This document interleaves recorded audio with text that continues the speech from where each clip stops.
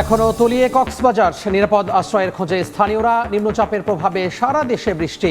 হাতিয়ায় 10টি ট্রলার ডুবিতে নিখোঁজ অনেকে, 112 জন জীবিত উদ্ধার। এবং সরবরাহ সংকট কাটিয়ে খাতুরগঞ্জে স্বাভাবিক হচ্ছে ভোগ্যপণ্যের যোগান। কমছে অধিকাংশ আমদানি পণ্যের দাম, বেচাকেনা কম, দাবি ব্যবসায়ীদের।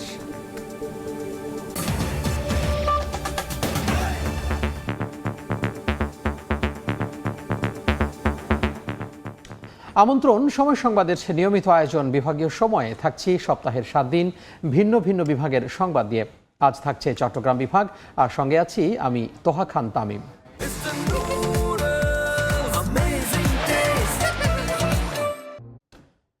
কয়েকদিনের ভারী বৃষ্টিতে আজও ডুবে আছে কক্সবাজার। বৃষ্টিপাত কমলেও বসতি, সরকারি বেসরকারি স্থাপনা ও রাস্তাঘাট থেকে এখনও নামেনি পানি। বাড়িঘরে পানি উঠে যাওয়ায় নিরাপদ আশ্রয়ের খোঁজে স্থানীয়রা। টানা ভারী বর্ষণ, যা কক্সবাজারে অতীতের সব রেকর্ড ছাড়িয়েছে। 2 দিন ধরে পানিতে ডুবে আছে রাস্তাঘাট, ঘরবাড়ি। রান্না বাড়া তো করে খাইতে পারতেছি না, এখন ওখানে হোটেলতে আইনে খাইতে হচ্ছে। রাতের বেলা ঘুমোতে পারি নাই, এখানে মানে খাটের উপর দিকে চলে গেছে পানি। এদিকে কক্সবাজার শহরের নিম্নাঞ্চল পৌরসভার 1 নম্বর ওয়ার্ড, এই ওয়ার্ডের বেশিরভাগ বাড়ির মানুষ পানিবন্দী। নিরাপদ আশ্রয়ের খোঁজে ছুটছেন তারা। এখন ছোট বাচ্চা লোক কি করছেন ভাই, এ কারণে অনর মানে কি গছ সারি দিয়ে আর না আয়োজন বুঝছি পানি উড়ালে গিয়ে একটা গরম মাঝে পানি দূরে থাকি না পারে। এখন বরাবর স্বেচ্ছাসেবী সংগঠনগুলো জানিয়েছে, মাইকিং এর পাশাপাশি পানিবন্দী মানুষজনকে উদ্ধার কার্যক্রম চালানো হচ্ছে। আশেপাশে যারা জনগোষ্ঠী আছে, যারা এখন শঙ্কায় আছে, তাদেরকে নিরাপদ আশ্রয়স্থানে যাওয়ার জন্য বলা হয়েছে। এদিকে বৈরী আবহাওয়ায় সৈকতের নাজিরা টেক পয়েন্ট থেকে এক জেলের মরদেহ উদ্ধার করেছে লাইফগার্ড সংস্থা। সুজাউদ্দিন রুবেল, সময় সংবাদ, কক্সবাজার। এই মুহূর্তে কক্সবাজারের লাবণী পয়েন্টে আছেন রিপোর্টার সুজাউদ্দিন রুবেল। আমরা সরাসরি যুক্ত হব তার সঙ্গে। রুবেল, গত বৃষ্টিপাত অতীতে সব রেকর্ড ছাড়িয়েছিল, সেটি বৃষ্টিপাত আজকে কিন্তু অনেকটাই কম।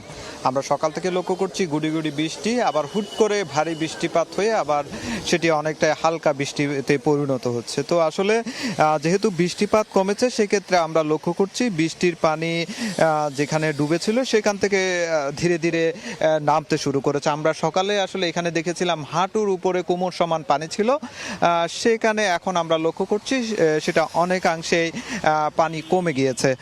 তবে এই যে সড়ক থেকে, প্রধান সড়ক এবং সরকারি বেসরকারি নানা স্থাপনা থেকে ধীরে ধীরে পানি নামতে শুরু করলো। আমরা যেটি আসলে জানতে পেরেছি সেটা হচ্ছে নিম্নাঞ্চল, যে কক্সবাজারের নিম্নাঞ্চল 1 নম্বর ওয়ার্ডে যে বিভিন্ন পাড়া রয়েছে, প্রায় যেখানে 10,000 মানুষের বসতি, সেখানে আসলে এখনো পর্যন্ত পানি সরে যায়নি।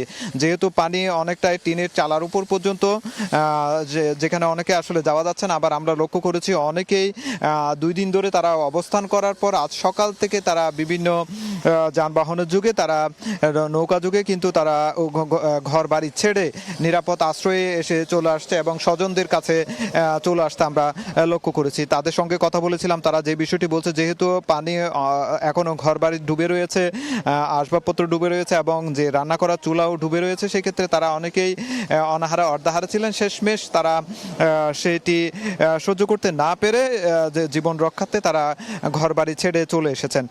তবে প্রশাসনের পক্ষ থেকে যেটি বলা হচ্ছে, কক্সবাজারে প্রায় লক্ষাধিক মানুষ পানিবন্দী হয়ে পড়েছে। বিশেষ করে উখিয়া, টেকনাফ, কক্সবাজার সদর এবং যে চকরিয়া, এসব জায়গায় কিন্তু পানি বন্দী লাখো মানুষ। এবং প্রশাসনের পক্ষ থেকে আসলে এই যে মানুষগুলোকে দ্রুত যাতে শুকনো খাবার সহ নানা ধরনের ব্যবস্থা নেওয়া যায়, সেই কার্যক্রমটি জেলা প্রশাসন থেকে পরিচালনা করা হবে বলে তারা জানিয়েছেন। তবে এখন পর্যন্ত আসলে কি পরিমাণ ক্ষয়ক্ষতি হয়েছে সেটি এখনো জানা যায়নি।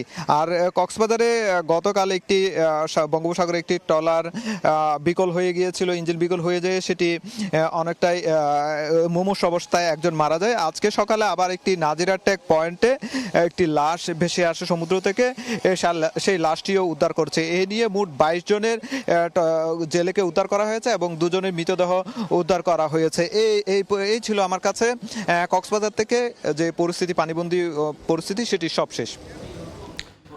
সহকর্মী সুজাউদ্দিন রুবেল যুক্ত হয়েছিলেন কক্সবাজারের লাবণী পয়েন্ট থেকে। এদিকে বঙ্গোপসাগরে নিম্নচাপের প্রভাবে চট্টগ্রাম বিভাগে বৃষ্টি অব্যাহত রয়েছে।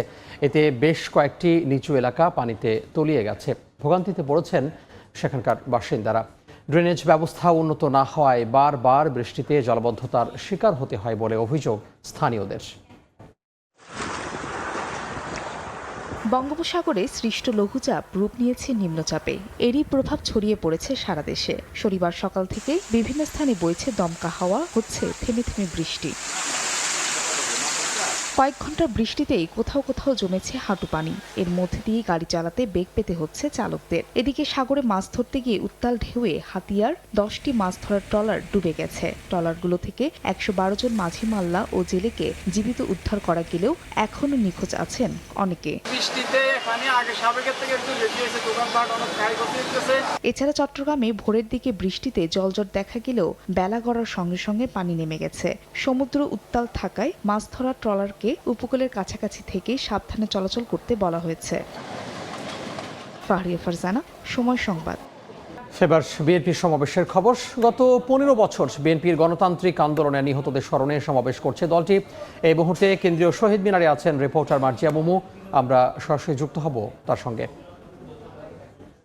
মুমু, গণতন্ত্র প্রতিষ্ঠা, বাক স্বাধীনতা এবং একটি সুষ্ঠু নির্বাচনের দাবিতে গত 15 বছর বাংলাদেশ জাতীয়তাবাদী দল বিএনপি রাজপথে আন্দোলন করে আসছিল এবং সেই আন্দোলনে এবং রাজনৈতিক কর্মসূচি পালনকালে দলটি প্রায় 800 কর্মী রাষ্ট্রীয় বাহিনী দ্বারা গুম হয়েছে এবং প্রায় 1,47,071টি মামলায় বিএনপির প্রায় 40 লাখেরও বেশি নেতাকর্মীকে বিরুদ্ধে মামলা হয়েছে, কারাবরণ করা হয়েছে, এমনকি পুলিশের নির্যাতনে, কারা হেফাজতে এবং কিন্তু মৃত্যুবরণ করেছেন শতাধিক নেতাকর্মী।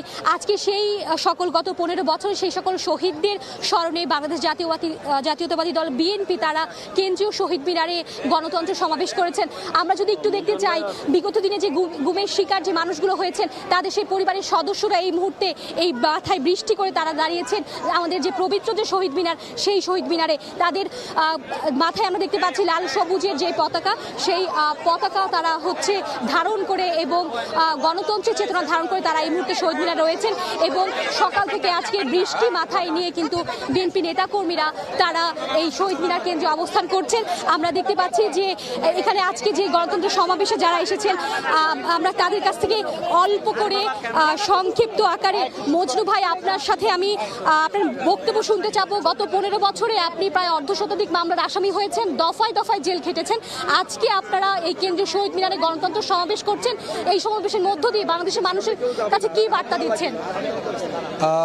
এই সমাবেশের মধ্য দিয়ে আমরা যে একটি স্বৈর শাসকের পতন হয়েছে সেই পতনের পর আমরা আজকে স্বাধীনভাবে ঘুরতে পারছি, কাজ করতে পারছি এবং এই যে গণতন্ত্রের জন্য অনেক আমাদের সহযোদ্ধা শহীদ হয়েছেন। গত প্রায় 15.5 বছরে বিএনপির অনেক নেতাকর্মী গুম হয়েছেন, খুন হয়েছেন, অনেকেরকে জেলখানা কারাগার মাসের পর মাস বছর পর বছর আটকে রেখেছেন। আমরা স্বাধীনভাবে ঘুরতে পারি নাই, চলতে পারি নাই, পরিবার পরিজন থেকে আমরা দূরে ছিলাম।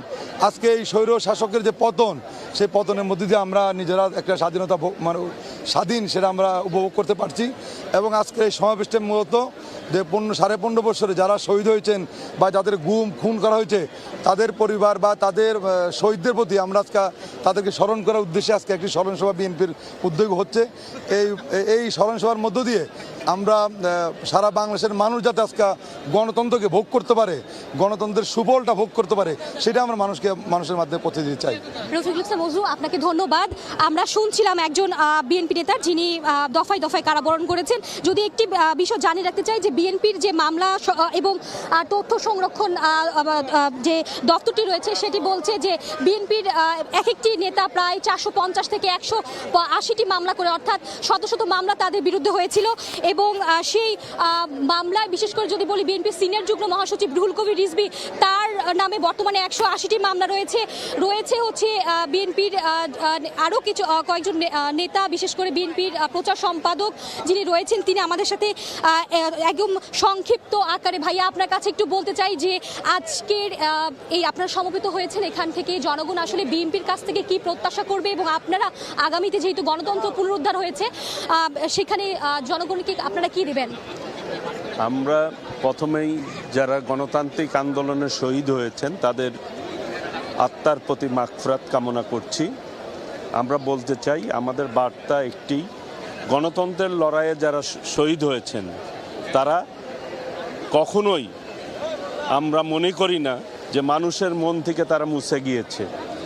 তাদেরকে স্মরণ রাখার জন্য জাতীয়তাবাদী দল বিএনপির ভারপ্রাপ্ত চেয়ারম্যান দেশনায়ক তারেক রহমানের দিক নির্দেশনা অনুযায়ী আজকের এই প্রোগ্রামের বার্তা একটি, ফ্যাসিস্ট সরকারের বিরুদ্ধে যারা আন্দোলন সংগ্রাম করেছে তারা এই দেশবাসীর কাছে অমর হয়ে থাকবে এবং অনুপ্রেরণা হয়ে থাকবেন, যাতে করে বাংলাদেশে আর কোনো ফ্যাসিবাদ, কোনো স্বৈরাচারের আবির্ভাব না ঘটে।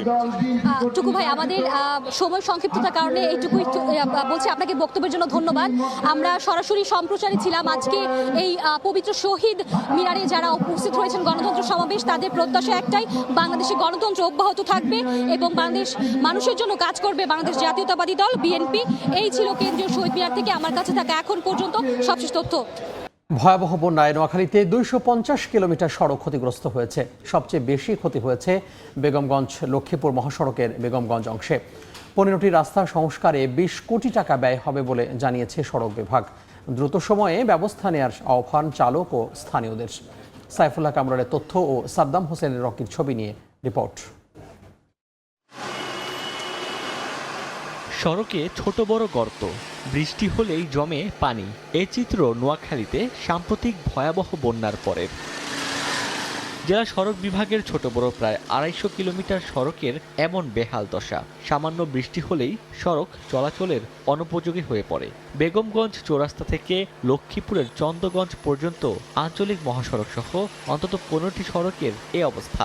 এছাড়া ড্রেনেজ ব্যবস্থা না থাকা ও অপরিকল্পিতভাবে পুকুর ও জলাশয় ভরাটের কারণে সরকারি অফিস, সদর হাসপাতাল, সিভিল সার্জন অফিস, জজ কোর্ট, শিশু পার্ক সহ বিভিন্ন শিক্ষা প্রতিষ্ঠানেও জমে থাকে পানি। প্রতিদিন একটা দুইটা রিক্সা অ্যাক্সিডেন্ট হয়। ব্যবসা বাণিজ্য থেকে শুরু করি এই রোডের জনগণের একদম খুবই দুর্ভোগ। আমরা মেডিসিনের গাড়ি, আমাদের ইমার্জেন্সি প্রধান কথা, এখানে প্রথমত 11টার ভিতরে আমরা হেডকোয়ার্টার মেশিন দেওয়ার কথা, এখন এখানে প্রায় 1টা বাজে। এখান দিয়ে গাড়ি তো যাওয়ার কথা, মানুষ হাইটেও যাইতে পারে না। রাস্তা চলতে পারতেছি না আমরা, একবারে দুর্ভোগ যে দুর্ভোগের শেষ নাই। অতি সত্বর এই রাস্তাটা মেরামতের জন্য তত্ত্বাবধায়ক সরকারের বিশেষ অনুরোধ করছে। সড়কের বেহাল অবস্থার কথা স্বীকার করে সড়ক বিভাগের নির্বাহী প্রকৌশলী জানান, বিশেষ বরাদ্দ না পেলে কাজ করা সম্ভব নয়। এখানে প্রায় 250 কিলো মতো রাস্তা আংশিকভাবে ক্ষতিগ্রস্ত হয়েছে। 70-80 কোটি টাকা মতো হয়তো লাগতে পারে যদি পুনরায় সবকিছু একদম ভালো করে করতে হয়। নোয়াখালী সড়ক বিভাগের দাবি, প্রাথমিকভাবে ক্ষতিগ্রস্ত সড়ক মেরামত করতে প্রায় 20 কোটি টাকা ব্যয় হবে। সময় সংবাদ, নোয়াখালী। ছাত্র জনতার অভ্যুত্থানে শহীদ ও আহতদের তালিকা যাচাই বাছাই নিয়ে চট্টগ্রামে সভা অনুষ্ঠিত হয়েছে।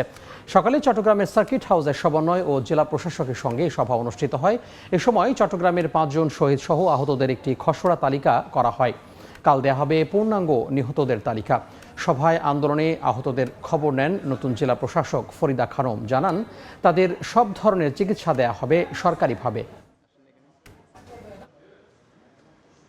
চট্টগ্রাম জেলার সম্মানিত জেলা আমাদের কেন্দ্রীয় সমন্বয়বৃন্দ কর্তৃক যারা মনোনীত হয়, তারা এই ছাত্র জনতার গণঅভ্যুত্থানে শহীদ হয়েছে তাদের।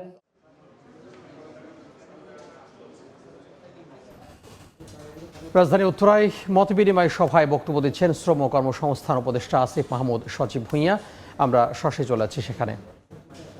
আমরা ইতিমধ্যেই টিসিবির সাথে কথা বলছি, আর সেখানেও আপনারা জানেন কিছু সিন্ডিকেট আছে। সিন্ডিকেটের মাধ্যমে দেখা যায় যে এক পরিবারের কাছে, একজনের কাছে 11 জনের রেশন চলে যায়, 12 জনের রেশন চলে যায়।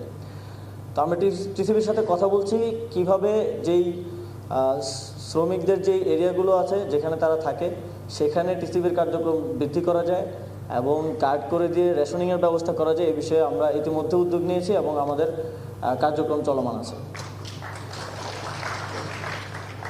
2023 সালের যেই মজুরি বৃদ্ধির দাবিতে যে আন্দোলন হয়েছিল সেখানে আমরা জেনেছি নিপীড়নমূলক কিছু মামলা হয়েছে।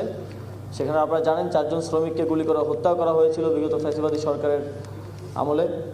সেই মামলাগুলো তুলে নেওয়ার জন্য আমরা ইতিমধ্যেই অ্যানাউন্সমেন্টটা করেছি এবং আইন মন্ত্রণালয়ের সাথে সেটা নিয়ে আলোচনা চলছে। আমরা লিস্টিং করছি যে কী কী মামলা আছে, সেগুলো খুব দ্রুত সময়ের মধ্যে আমরা উইথড্র করব। এবং একই সাথে আমাদেরকে এটাও খেয়াল রাখতে হবে যে আইন শৃঙ্খলা পরিস্থিতির অবনতি হয় কিংবা আইন ভঙ্গ করার মতো কোনো কাজ যাতে আমরা না করি। আমাদের যেমন বাক স্বাধীনতা আছে, আমাদের দাবি উত্থাপন করার যে অধিকার সেটা আছে, একই সাথে আমরা কিন্তু আইন ভঙ্গ করতে পারি না, আমরা কোথাও গিয়ে হামলা করতে পারি না কিংবা আগুন দিতে পারি না। তো সেই ক্ষেত্রেও আমাদেরকে সচেতন থাকতে হবে। এ ধরনের কোনো কার্যক্রমকে এই সরকার ভালো চোখে দেখবে না এবং সেটার ক্ষেত্রে অবশ্যই কঠোর অবস্থান নেবে। ইতিমধ্যে আপনারা জানেন যে বিভাগীয় সময় আরেকবার সরবরাহ সংকট কাটিয়ে দেশের সবচেয়ে বড় পাইকারি বাজার খাতুনগঞ্জে স্বাভাবিক হতে শুরু করেছে ভোগ্যপণ্যের যোগান। এতে অধিকাংশ আমদানি পণ্যের দাম নিম্নমুখী, তবে এখনও বেচাকেনা কম বলে দাবি ব্যবসায়ীদের। অনেক বিশ্বাসের ক্যামেরায় ফেরদৌস লিপির রিপোর্ট। দেশের বিভিন্ন অঞ্চলে উৎপাদিত ভোগ্যপণ্যের সঙ্গে সমুদ্র ও স্থলবন্দর থেকে আমদানি হওয়া পণ্য বোঝায় সারি সারি ট্রাক, কাভার্ড ভ্যান। চলছে লোড আনলোডিং, মোকামগুলো ভর্তি বস্তায়। এমন কর্মচাঞ্চল্য দেশের সবচেয়ে বড় পাইকারি বাজার খাতুনগঞ্জে। গত জুলাই আগস্টে রাজনৈতিক পট পরিবর্তন আর এরপরই বন্যার বিধ্বস্ততা কাটিয়ে নিত্যপণ্যের সরবরাহ স্বাভাবিক হতে শুরু করেছে দেশের এই বড় পাইকারি বাজারে। গত এক সপ্তাহের চেয়ে দাম নিম্নমুখী বেশ কিছু ভোগ্যপণ্যের, তবে এখনও তুলনামূলক চড়া দামের কারণে পাইকারিতে বেচাকেনা জমজমাট নয় বলে দাবি ব্যবসায়ীদের। বেচা বিক্রি কম, মাল থাকা সত্ত্বেও মানুষ কিনতে পারতেছে না। যেখানে আমরা সারাদিনে 50 বস্তা বা 100 বস্তা কিন্তু বিক্রির টার্গেট থাকে, সেখানে দাম কমলে বরঞ্চ সেটা 10 বস্তা আসে যায়। বিভিন্ন ধরনের সমস্যা ছিল, এখন কিছুটা কেটে উঠতে পারতেছি ইনশাল্লাহ।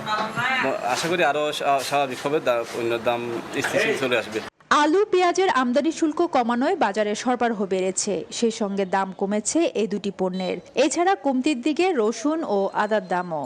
বন্যা দুর্গত এলাকার জন্য সবাই কিনে নিছে, বাজারে মাল ছিল না, এখন যেহেতু আবার মাল আসছে আবার বাজারটা কমে গেছে। ইন্ডিয়ান পেঁয়াজটা কম আসতেছে, কম বলতে মানে দৈনিক আপনার এখানে 2-3 গাড়ি করে ঢুকে।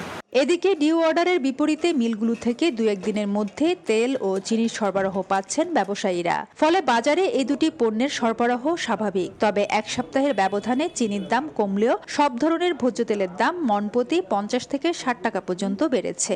চিনি বাজার কমতির দিকে, গতকাল থেকে আজকে চিনি বাজার মদের উপর 40 টাকা দর কমে গেছে। স্বাভাবিক সময়ে খাতুনগঞ্জে প্রতিদিন গড়ে 400 থেকে 500 পণ্যবাহী ট্রাক আসা যাওয়া করে। গেল এক মাসে নানা সংকট কাটিয়ে দেশের সবচেয়ে বড় পাইকারি বাজার খাতুনগঞ্জে ভোগ্যপণ্যের সরবরাহ বেড়েছে, ফলে দরদামে কিছুটা প্রভাব পড়তে শুরু করেছে। তবে এখনও নিয়ন্ত্রণে আসেনি নিত্যপণ্যের। এক্ষেত্রে সাধারণ মানুষের দাবি সরকারের কঠোর পদক্ষেপ নেয়ার। চট্টগ্রামের খাতুনগঞ্জ থেকে ফেরদৌস লিপি, সময় সংবাদ। এই ছিল বিভাগীয় সময়। আগামীকাল থাকবো সিলেট ও ময়মনসিংহ বিভাগের আয়োজন নিয়ে। সঙ্গে থাকুন সময়ের।